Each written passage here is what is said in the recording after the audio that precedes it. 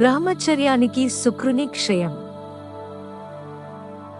తో సంబంధం లేకుంటే శుక్రుని క్షయం బ్రహ్మచర్యానికి విరుద్ధమనే అభిప్రాయం ఎలా వచ్చింది?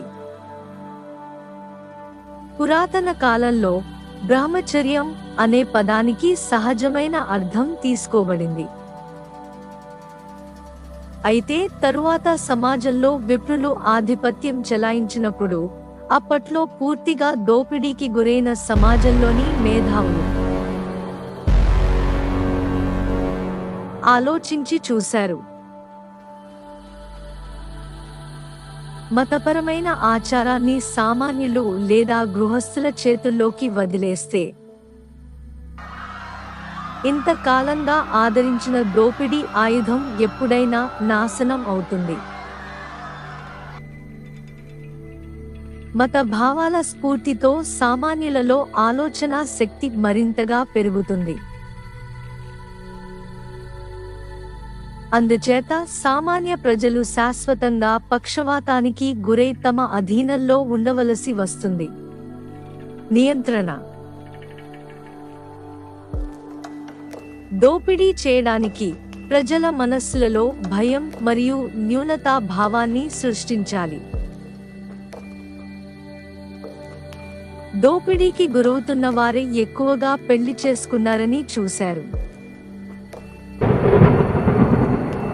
కాబట్టి శుక్రుని క్షయం మతానికి విరుద్ధం, దీనిని ప్రచారం చేయాలి.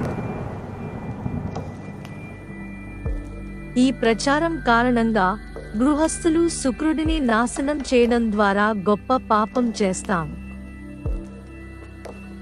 బ్రహ్మచర్యాన్ని నాశనం చేస్తాం. సన్యాసులు శుక్రుడిని ధరిస్తారు, అందుకే వారు ఉన్నతంగా ఉంటారు. అటువంటి పరిస్థితిని సద్వినియోగం చేసుకుని సన్యాసులు అని పిలవబడేవారు తమ దోపిడీ కార్యకలాపాలను సులభంగా కొనసాగిస్తున్నారు. మతం సత్యంపై ఆధారపడి ఉంటుంది. మతం సహయాత్ర లేదా సత్యమస్తి కాదు. సత్యం లేని చోట మతం ఉండదు.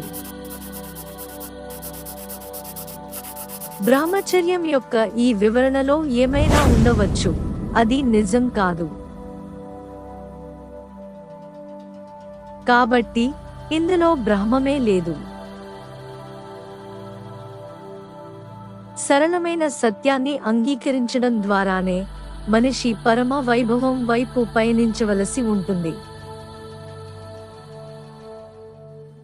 ఇది సాధన మార్గం. మత సాధకులను స్వారీ చేస్తూ ఏదో ఒక పని చేయటం సౌలభ్యం ఉండవచ్చు, కానీ అతని మతం యొక్క గౌరవం కాపాడబడదు.